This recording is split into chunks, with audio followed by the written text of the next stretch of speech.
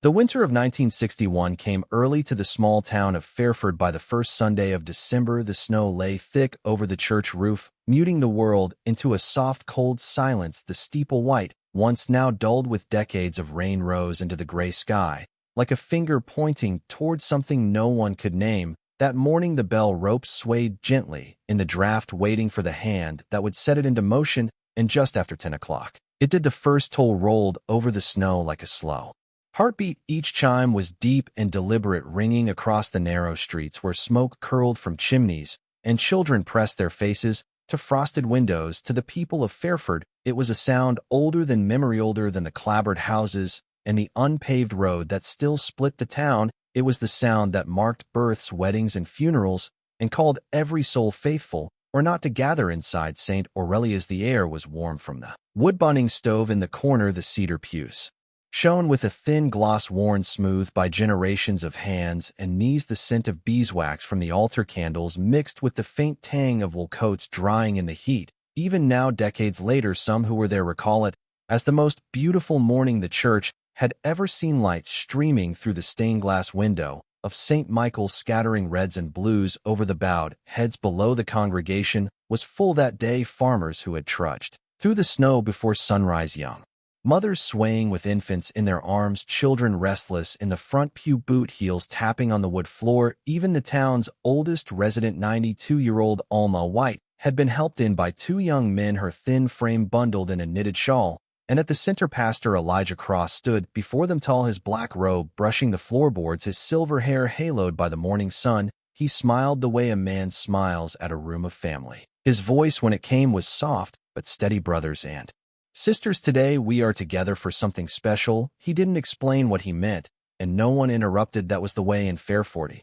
You listened first, you asked later. The hymns rose slowly, each note lingering in the beams overhead. Outside, the snow kept falling, burying the world in white, but inside it felt untouched by weather or time. Some swore later that the singing had been sweeter than it ever was before, as if every voice knew somewhere deep that it was singing for the last time. No one remembers exactly how the service ended. Some say Pastor Cross gave the final blessing and then paused, looking out over his congregation with an expression they couldn't name, half sorrow, half relief. Others claim he didn't close with words at all, only silence holding their gaze until the last candle sputtered. But everyone remembers leaving. The heavy doors swung open to the winter light, boots pressed into the untouched snow, leaving neat trails leading down the hill toward the main road. Children threw snow at one another, their laughter sharp against the cold air. Families waved and called goodbyes, promising to see each other next Sunday. It was as ordinary, as harmless as any other Sabbath farewell,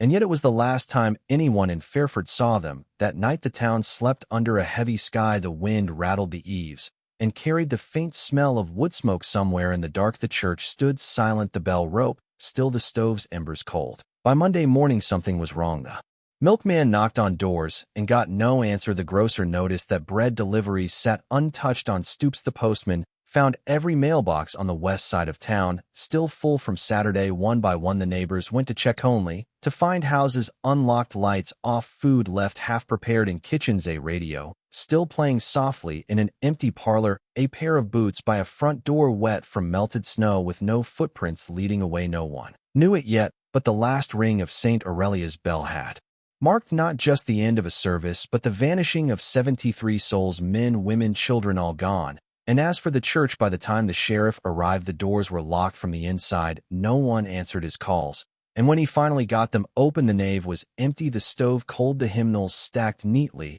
as if waiting for the next service. But there would be no next service. The bell would not ring again, not for 61 years. The sheriff of Fairford, James Harrow, had been on the job for nearly 2 decades, and in that time had seen his share of trouble: barn fires, missing livestock, the occasional drunk fight at the tavern, but nothing like this. On the Monday morning after the final service, the town square was quiet. Snowmelt dripped from the eaves of the old general store. The air was still, almost reverent, as if the town itself was holding its breath. Sheriff Harrow made his first stop at the parson's house. The door was ajar. Inside, the breakfast table was set, 2 plates each with a half-sliced loaf of bread, butter melting slowly into the crust. A kettle hissed faintly on the stove, the last bit of water boiling itself away. Upstairs the beds were unmade, and the children's toys lay scattered on the floor. There were no signs of struggle, no overturned furniture, no broken windows. It was as though the Parsons had simply stepped out for a moment and never returned. It was the same story at the Carlyle's house and the Whitcombs.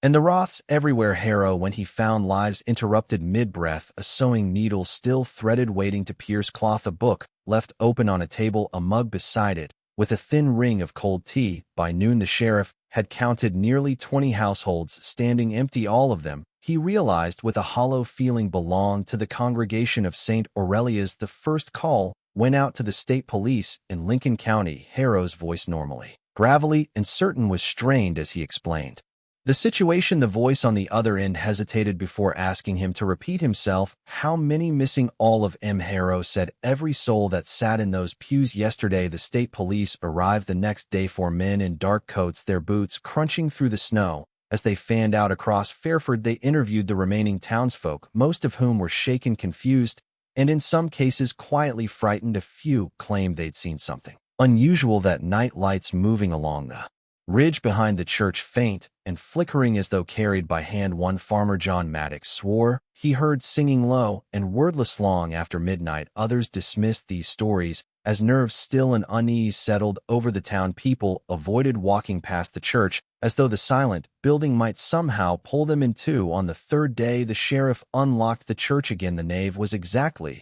as he had found it, totally untouched. He stepped slowly toward the pulpit, his breath echoing in the cold air. The pastor's Bible lay open on the lectern, its pages curling at the edges from the chill. The verse it displayed was underlined in red ink. Come, my people, enter into thy chambers, and shut thy doors about thee. Hide thyself, as it were, for a little moment, until the indignation be overpast. Isaiah 26:20. Harrow didn't know the Bible well, but the words felt heavy, like they had been chosen for more than just a sermon. Beside the lectern, a scrap of paper peeked from between the hymnals. It was a torn piece of stationery from the church office, marked with a few hastily scrawled words. Prepare the way. The handwriting slanted sharply as though written in a rush or under strain. The state police filed their report 2 weeks later. Officially, the cause of the disappearance was undetermined. There was no evidence of abduction, no footprints led away from the houses, no bodies were found, not in the fields, not in the woods, not even in the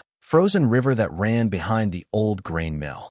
Unofficially, one of the officers admitted to Harrow over coffee in the diner, "I've worked disappearances before, Jim, never seen one where it's like they just decided to go all at once." By January, the story had left the local papers. The state police packed up their files and moved on to other cases, but in Fairford the absence lingered. The houses remained empty, gathering frost on their window panes. The school bell rang with fewer voices to answer it. Sunday mornings came and went with no toll from the church steeple. Harrow visited the church less often as the weeks turned into months. When he did, he always found the same thing: the cold air, the neat rows of pews, the Bible still open to Isaiah. Once he thought about closing it, but something in him refused. It was as if the book was holding a place for someone in time. The town stopped talking about it openly, not because they'd forgotten, but because the memory sat like a bruise too tender to press. When new families moved to Fairford, they were told the church was closed for repairs and due for demolition soon, though no such work ever began.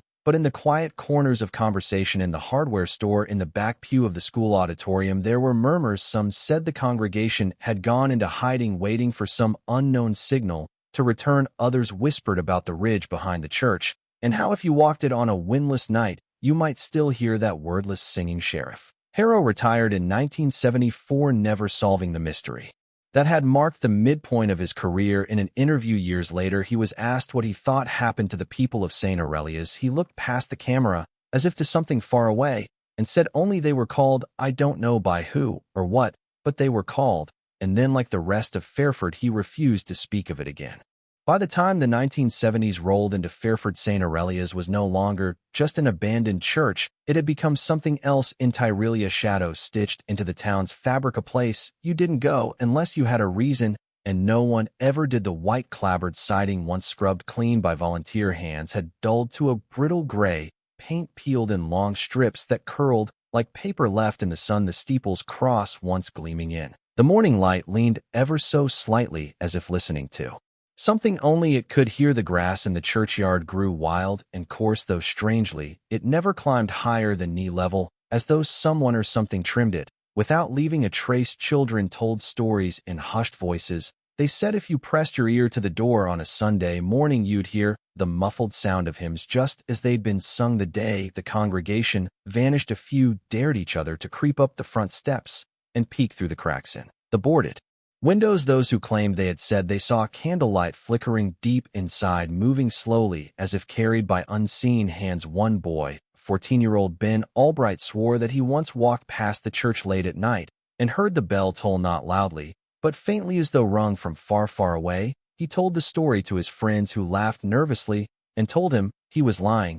But when he insisted, their laughter turned into something else. Silence. Over the years, St. Aurelius drew occasional trespassers, drifters, urban explorers, kids from neighboring towns with cameras and a taste for the macabre. Some left with nothing but dust on their boots, others left pale-faced, refusing to speak of what they'd seen. One man, a photographer named Richard Lowe, visited in 1982. He never entered the building, but circled it, taking shots of the weathered wood, the cracked, stained glass, the door chained shut with a rusted lock. When he developed the film, he found something strange in one of the frames: a figure, faint and gray, standing in the shadow of the steeple, too tall to be a child, too narrow to be a grown man. Its head was tilted sharply upward, as though staring at the bell. By the late 80s, even rumors had begun to feel old. The church was simply part of the background, a landmark of absence. People in Fairford learned to drive the long way around rather than pass it. If you asked why, they'd shrug. Habit, they'd say. But there was more to it. The building seemed to radiate a kind of stillness that followed you if you got too close. Some said the silence around St. Aurelius wasn't natural. Silent sight wasn't the absence of sound, but the presence of something that swallowed sound whole. No birds sang in the trees above it, no wind rattled its eaves. Even footsteps on the frozen dirt seemed to fade faster than they should. Once, in 1991, a group of teenagers broke the chain on the basement door. They didn't get far, the first one down. The son of a mechanic named Tyler Briggs later told his father that the air at the threshold was wrong. It was warmer than outside, but it smelled damp, like a place that had been sealed for decades. He said he felt the hairs on his arms stand straight up, and when he took his first step down, he heard what he thought was water dripping far below. But when he shined his flashlight, the beam seemed to vanish before it reached the bottom. He turned around without seeing a thing. The next morning, the basement door was chained shut again. No one knew by who. Fairford's elders began to treat the building almost like a grave. They told children not to play near it, not to speak about it, and most importantly, not to answer if they ever heard music coming from inside. Whether this was superstition or a kind of inherited caution didn't matter. It was followed the way people follow rules about looking both ways before crossing the street. By the early 2000s, fewer and fewer people even remembered the names of those who had vanished. The photographs in the town hall, once polished and framed, had yellowed, their glass cracked in the corners, but the absence was still there, like a hollow in the air. It wasn't just history anymore. It was something that had seeped into the bones of the place. A strange thing happened during those years. People began to notice that no matter the season, the church never seemed to decay past a certain point. Boards rotted, but never collapsed. The steeple leaned, but never fell. Windows cracked, but did not break entirely. It was as though the building were being held in place, caught in a slow moment that refused to end. And so year after year, St. Aurelius waited while the town grew smaller, waited while generations came and went, waited in its gray skin with its leaning cross and its locked basement door. It became the kind of mystery that no one expected to be solved, not because it couldn't be, but because the people who might have tried didn't want to. Somewhere along the way, the silence had stopped feeling empty. It had started to feel alive.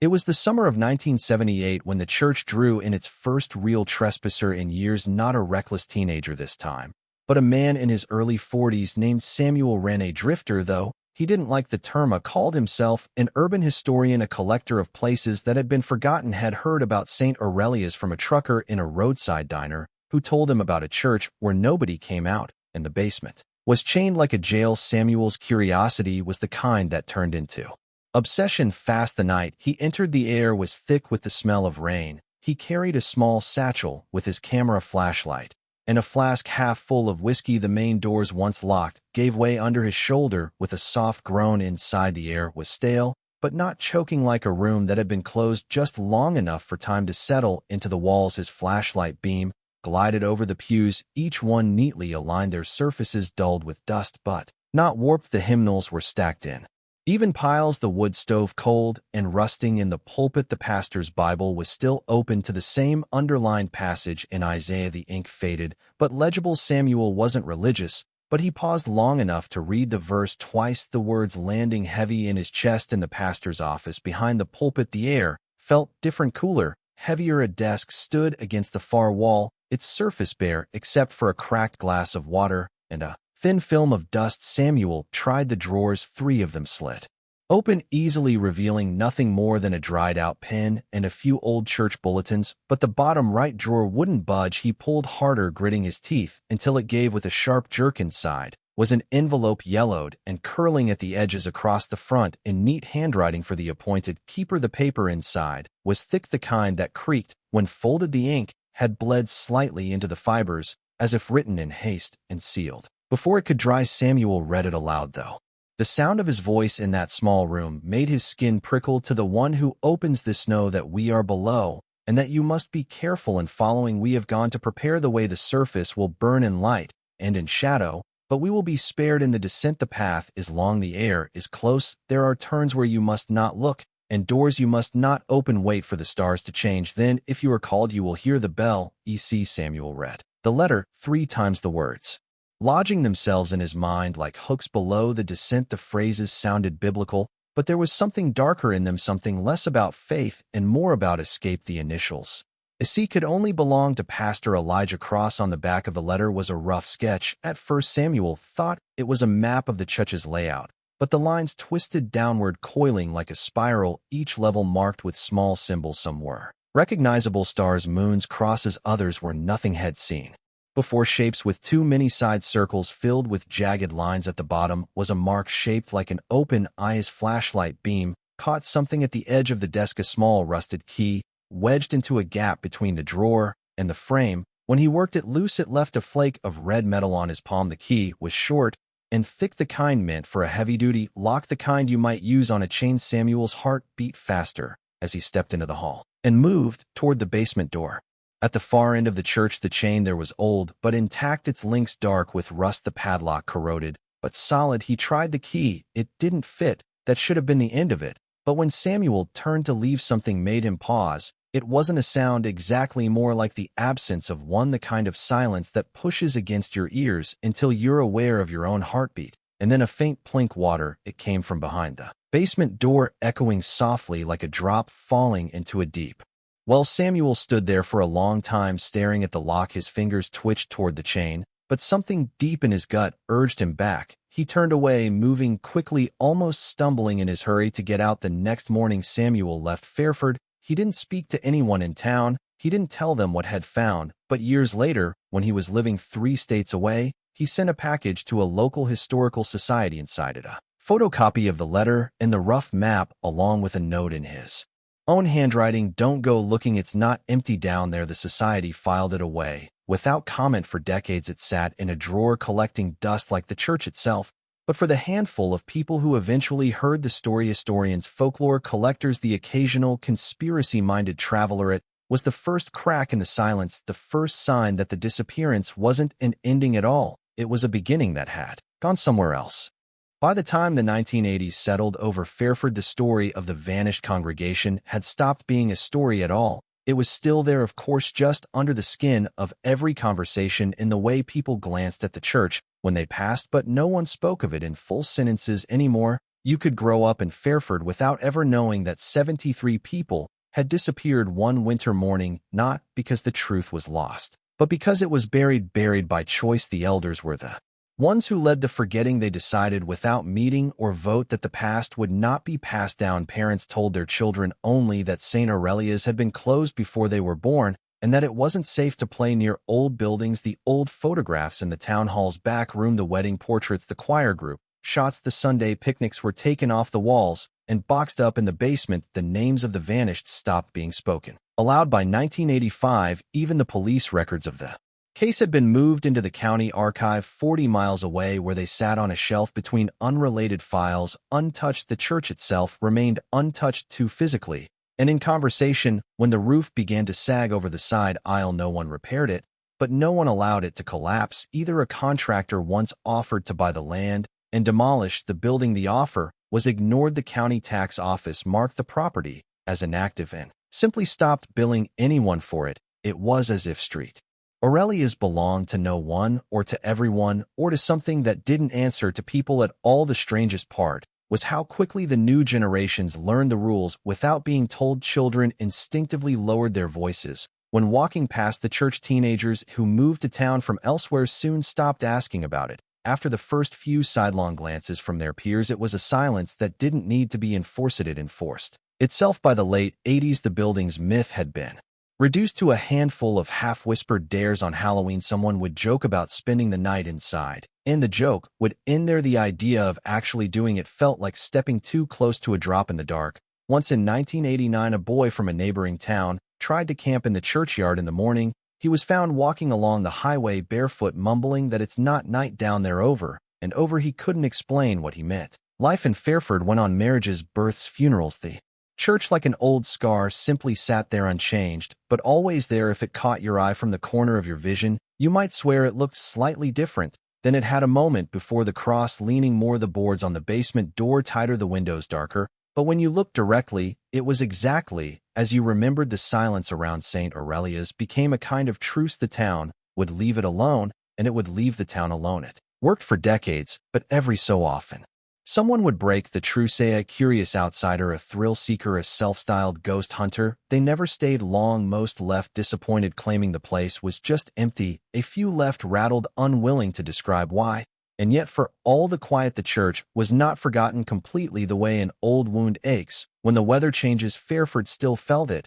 When the anniversary came around, December 3rd would pass like any other day. Shops open, snow on the sidewalks, but the air felt denser, colder. The few who noticed didn't mention it. Over the years, the elders died, and with them went the last living memories of that morning in 1961. By the time the 2000s came, the disappearance belonged to history, and history in Fairford belonged to the shadows. It might have stayed that way forever. The town might have gone another century without opening those doors, without speaking those names. The silence could have lasted, but silence never lasts forever. It only waits for the right person to break it. And in 2015, Fairford's quiet was about to be broken, not by a trespasser, not by a dare, but by someone who believed the truth was not something to be avoided, someone who would not look away.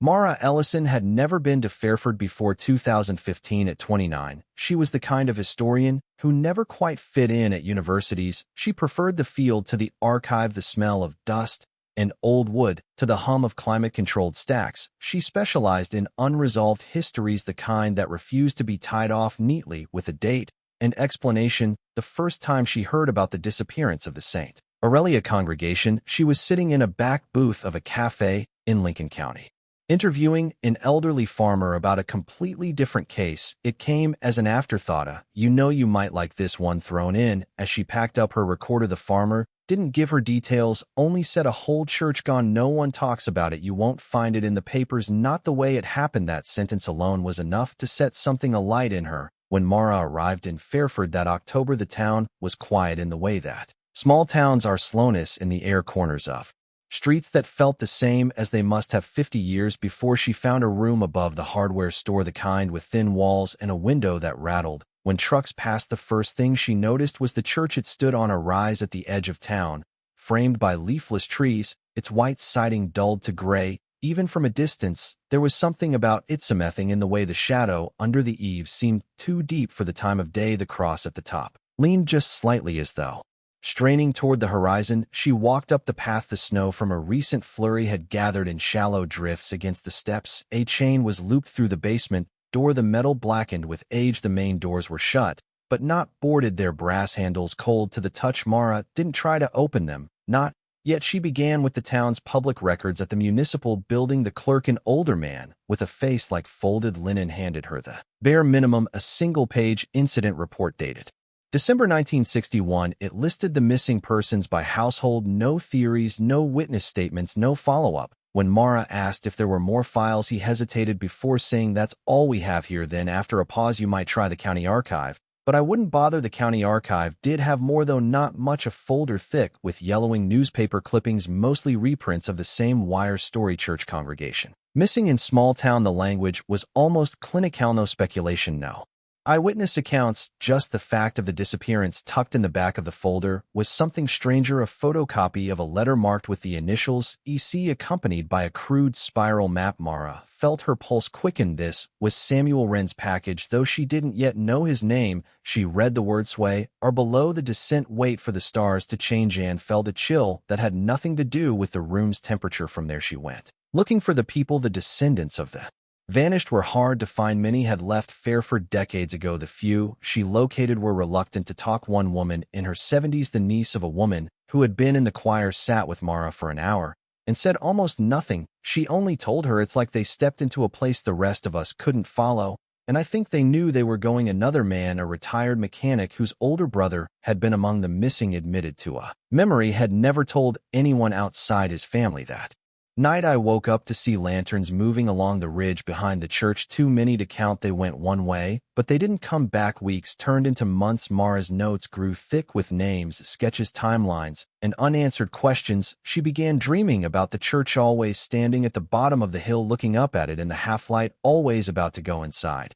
When she woke, her friends back home noticed the change in her during rare phone calls. "You sound tired," one said. "I just need to see this through." Mara replied. In the spring of 2016, she tried the church doors. They opened easily. Inside, it was exactly as she had read in old accounts. Pews aligned, hymnals stacked, the air still and cold. The pastor's Bible remained open to Isaiah. But the thing that drew her attention most was the basement door. The chain was the same as in the photographs, thick, rusted, threaded through the handles and secured with a heavy padlock. She crouched to examine it. Her fingers brushed the cold metal, and she felt the faintest vibration, like the hum of something far away. The years between 2016 and 2021 became a rhythm for her. She would come to Fairford for weeks at a time, staying in the same room above the hardware store. She walked the ridge at night, looking for any trace of those lanterns. She tried to trace the symbols from the spiral map in old books, finding matches for some medieval star charts, obscure alchemical diagrams, but not all. By 2020, Mara had a wall of her rented room covered with her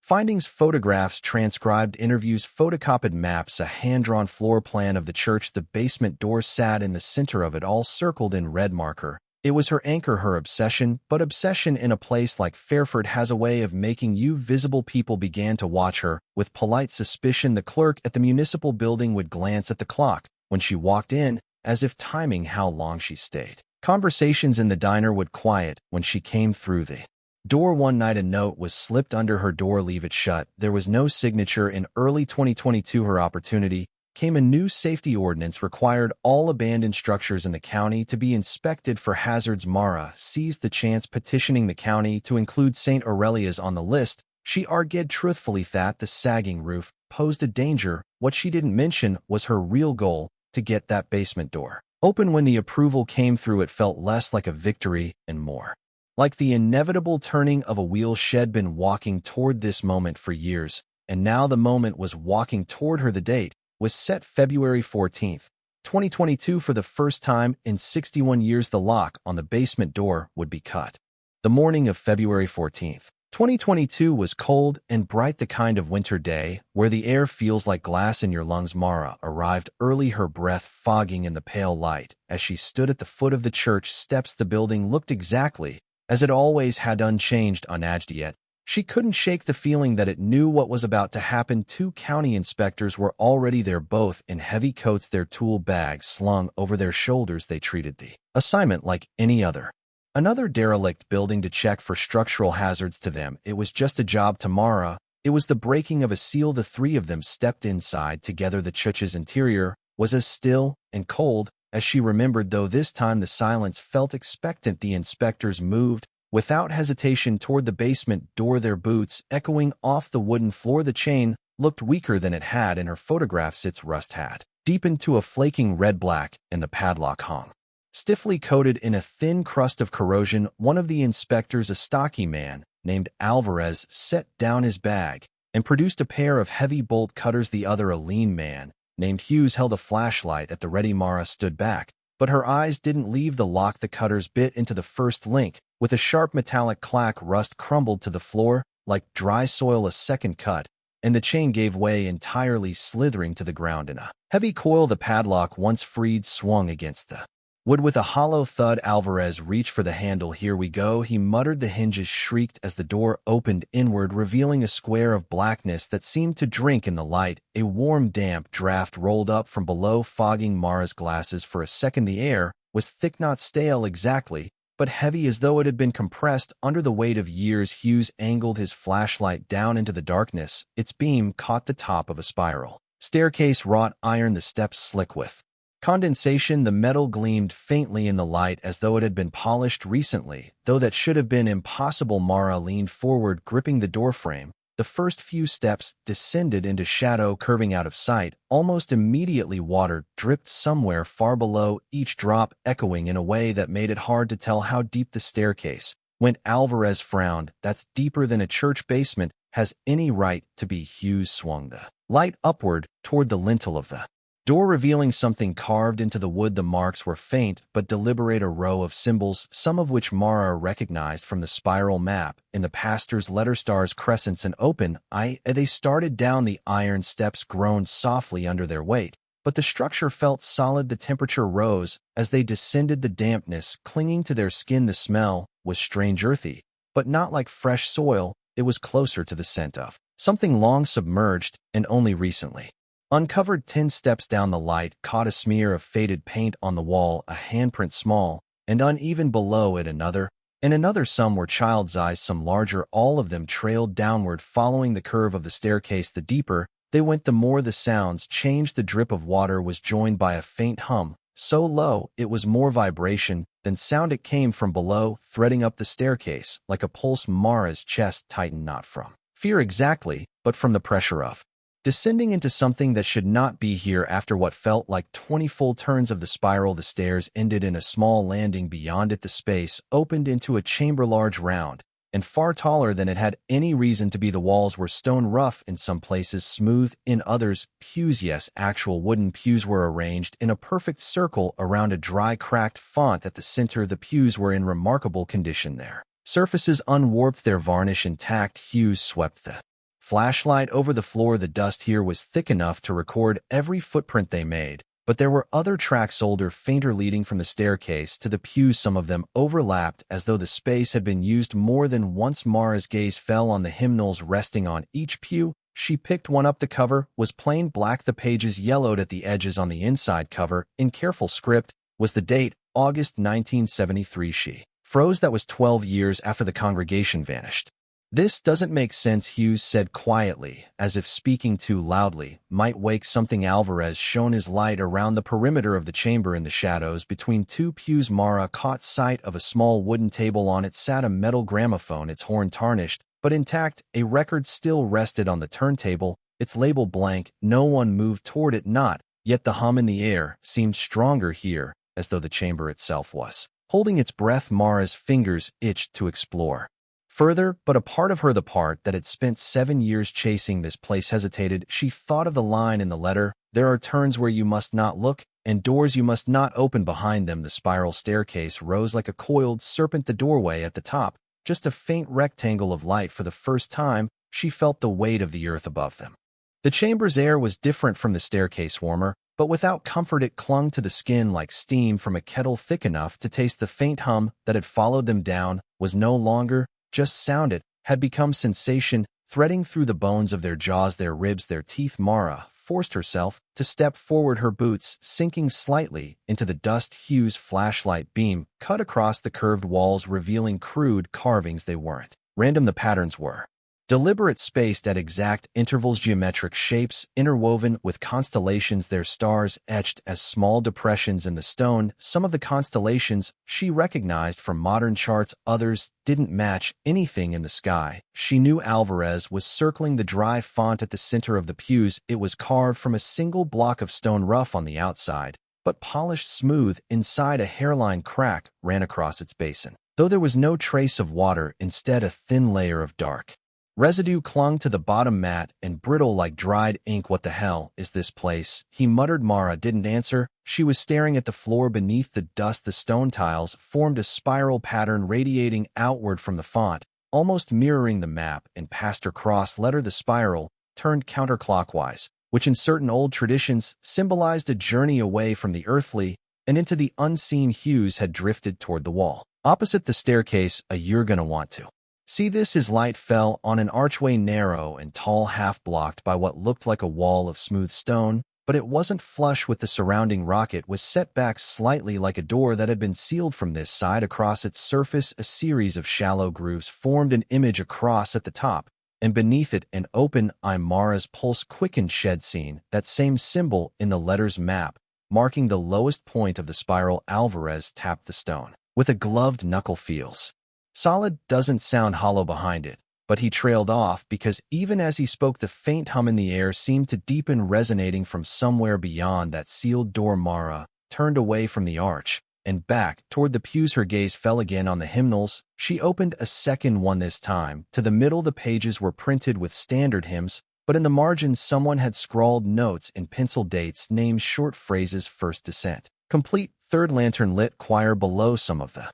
dates were from the 1960s, others were from the mid-1980s. She felt the skin at the back of her neck tighten. These were used long after they were supposed to be gone. She whispered. Hughes was still by the sealed arch. It's not just a door, he said. Look closer. Mara joined him, running her fingers over the grooves. The carving of the eye was deeply worn, its edges smooth, as though touched many times. Around the iris, smaller lines formed a shape. She now recognized the same spiral from the floor in the map, coiling inward toward the pupil. It's a marker, she said. The eye isn't looking out, it's looking in. They moved together toward the wooden table with the gramophone. The turntable was still wound tight, the needle resting just above the record. Mara hesitated, then glanced at Alvarez. He shrugged, the kind of shrug that says we're already down here. Might as well. She lowered the needle. The sound that emerged was warped at first, a slow warble that eventually settled into the grainy tone of a man's voice. It was Pastor Elijah Cross, his cadence unmistakable even after 61 years. My flock, the way is prepared, the light above will fail,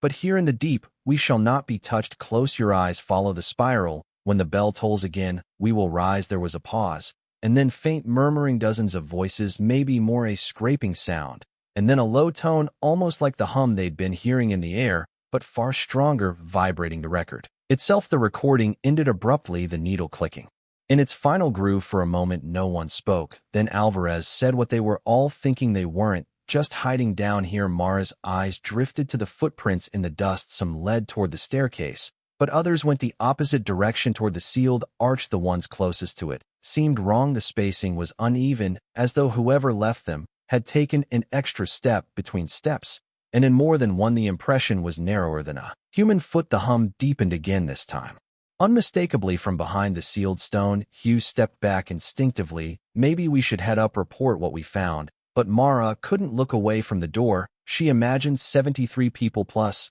whoever came after passing through it, their footsteps swallowed by the spiral. She thought of the phrase in the margin, choir below. It didn't feel like the past, it felt like something ongoing. She crouched, brushing her fingers along the edge where the sealed stone met the archway. The surface was cold, colder than the rest of the room, and as she touched it, the hum seemed to align with her pulse. For a second, she could swear it wasn't sound at all, but a voice stretched too low to hear words. She jerked her hand back. I think it knows we're here. No one argued when Alvarez suggested they return to the surface. The climb back up the spiral staircase felt longer than the descent. The air cooled with each turn, and the hum faded, though it didn't disappear completely. It lingered in the bones like a memory that refused to leave. At the top, they sealed the basement door with temporary caution tape, noting in their official log that the space was unusually deep and structurally sound. The words felt too small for what they'd seen. As they stepped outside into the bright, cold air, Mara glanced back at the church from this distance. It was exactly as it had always been, still weathered, harmless.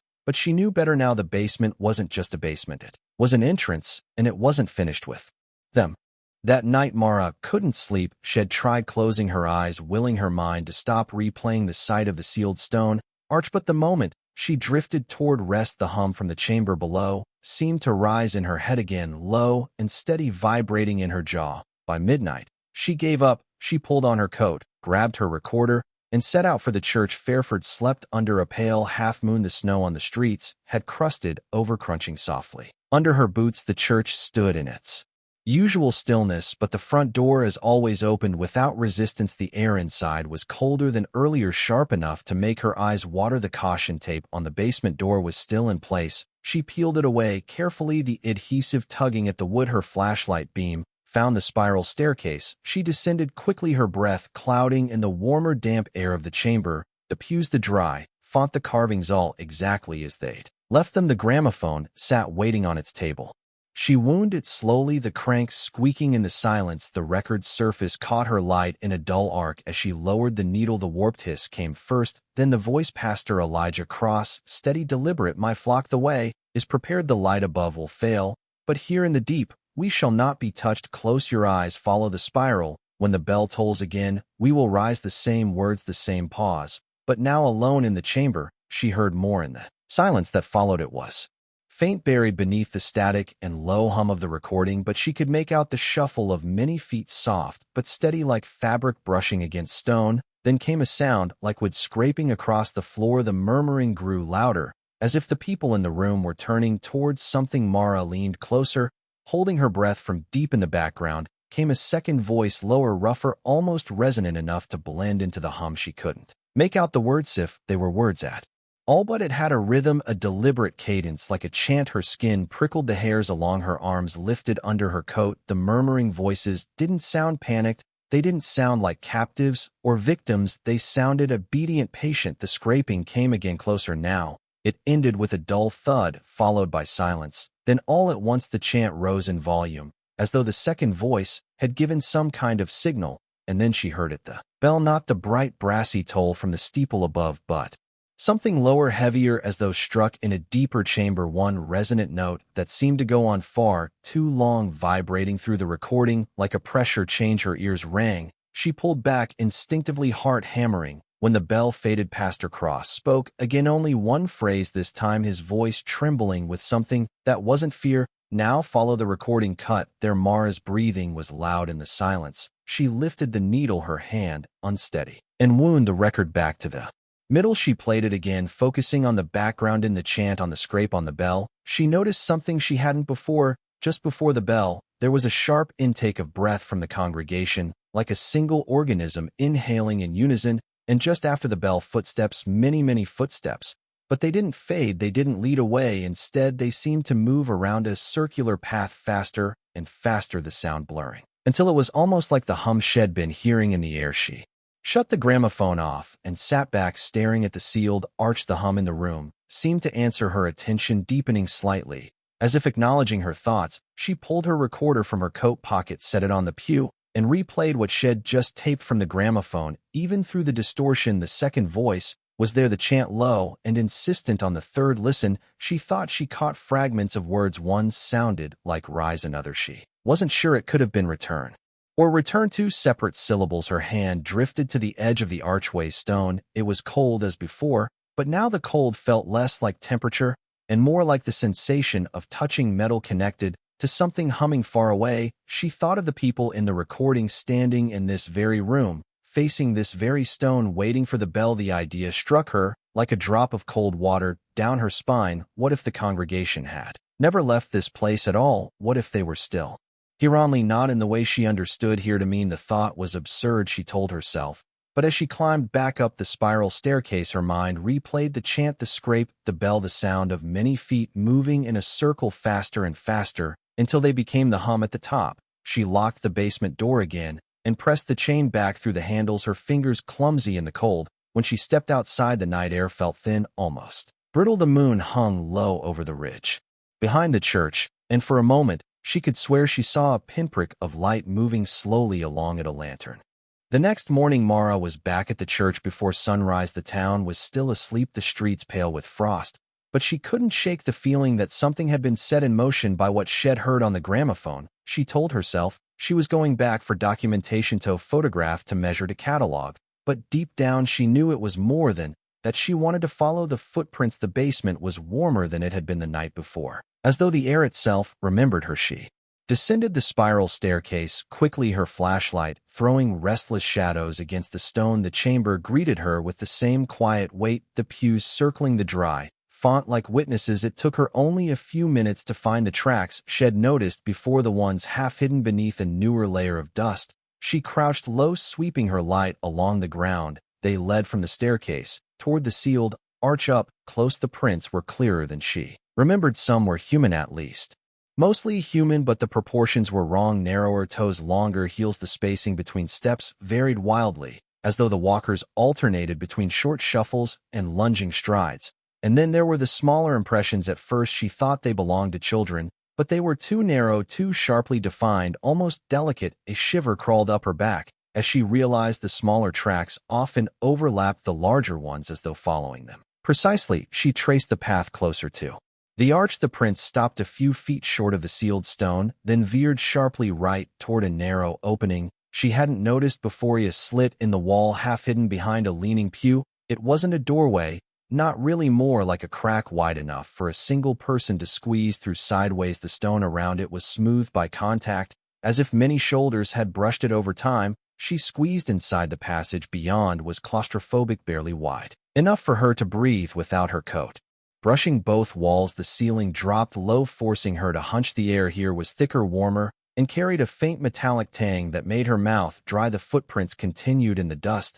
They were clearer, here, preserved in the stillness. She counted at least a dozen distinct sets, all moving in the same direction. She followed them, the passage twisting in unnatural, almost organic curves, as though it had been carved along the path of something that once moved. After maybe 20 paces, the tunnel ended, but the prince didn't. They continued straight into the far wallen, unbroken plain of stone, as smooth as glass. Mara crouched, touching the surface. It was cold at first, then quickly grew warm beneath her palm, as though something on the other side was radiating heat. The prince stopped exactly at the base of the wall.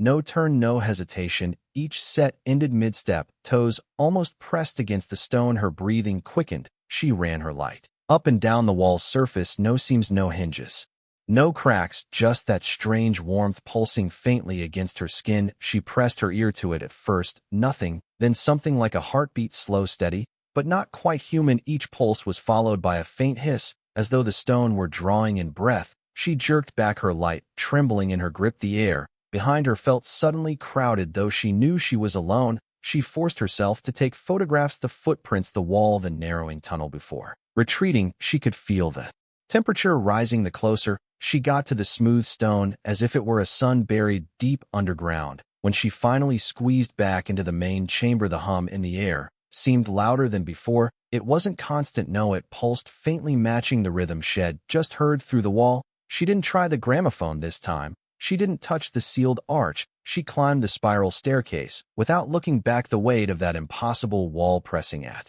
the back of her mind. Outside, the air was biting cold. The winter light washed pale over the town, but as she stepped off the church steps, she had the unshakable feeling that something had followed her to the surface, not in footsteps, but in awareness. Something new. Shed found the end of the trail, and it knew she hadn't crossed it.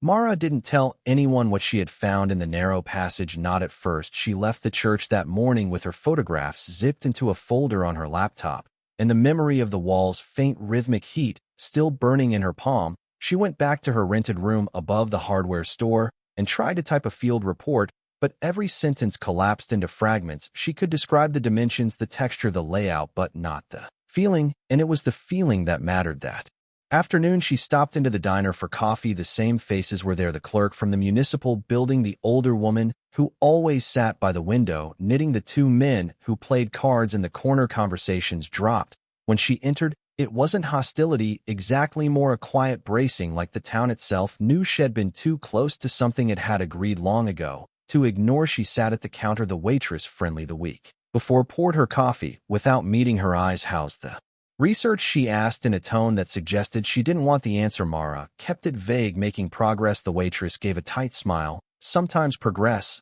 means walking away." The photographs from the passage stayed open on her laptop. That night, she zoomed in on the footprints, counting again and again, 12 distinct sets at least, but it was the way they ended that unsettled her most. No turn, no scuff marks, no hesitation. It was as if each person had stepped forward expecting to keep going, and somehow had she enlarged one image until the pixels blurred her mind, reaching for explanations. Ritual, hidden mechanism, collapse, but none fit. The warmth she'd felt through the stone didn't belong to any of them. 2 days later, she tried to bring her findings to the county office in Lincoln. She printed her photographs, wrote out her notes, even included transcriptions from the gramophone recording. The man at the front desk flipped through her packet, his expression neutral. When he finished, he slid it Back across the counter, "This is outside our scope," he said. "Simply outside your scope," she echoed. He leaned forward slightly. "Some things are better left as stories. Stories don't need permits. They don't need inspections." His eyes held hers for a moment too long. "You understand." The more Mara tried to push, the more resistance she met. Emails went unanswered. Phone calls were returned with polite refusals. The few people in town who had spoken to her before now crossed the street when they saw her coming. The silence wasn't just social, it was protective. It was the same silence the town had wrapped around St. Aurelia's for 60 years, and now it was wrapping around her. She considered leaving. She even packed her bag one night, stuffing her files and hard drives into her suitcase. But when she reached the door, she stopped. Her hand hovered over the knob. She wasn't ready. It wasn't stubbornness, it was something closer to a tether, a sense that if she walked away now, the mystery would remain untouched forever. And whatever lived behind that wall would go on unseen. The dreams began soon after. She would wake in the middle of the night, heart pounding, with the image of the congregation standing in the underground chamber burned into her mind. They were arranged in a circle around the font, all facing upward, their eyes wide, not in fear, but in focus, as though waiting for something above to open. In one dream, she stood among them. Pastor Cross' voice was speaking, but she couldn't make out the words. The hum was everywhere, pressing into her ears until she felt her bones might rattle apart. When she looked up, there was no ceiling, only a black void stretching forever, punctuated by a single unmoving star. She stopped sleeping for more than a few hours at a time. Instead, she'd sit at her desk, headphones on, looping the gramophone recording she'd taped. She began isolating the background sounds, pulling the chant apart from the static, amplifying the moments before and after the bell. The second voice, low, resonant, was clearer now. She still couldn't parse the language, but her mind began to expect the cadence, as if it were something familiar. One night,